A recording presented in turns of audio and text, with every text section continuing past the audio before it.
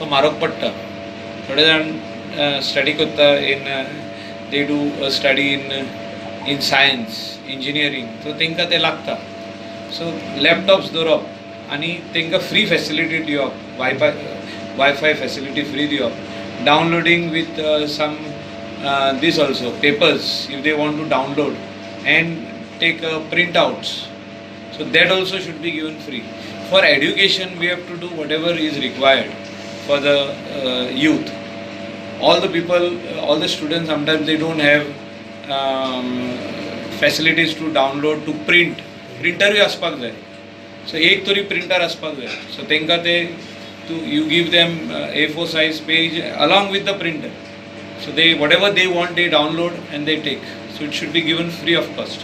So this facility should be there in the panchayat, because this is being built by GSIDC under Director of Panchayats, this thing, and that scheme is from Deen Dayal scheme, which was introduced long back by our government.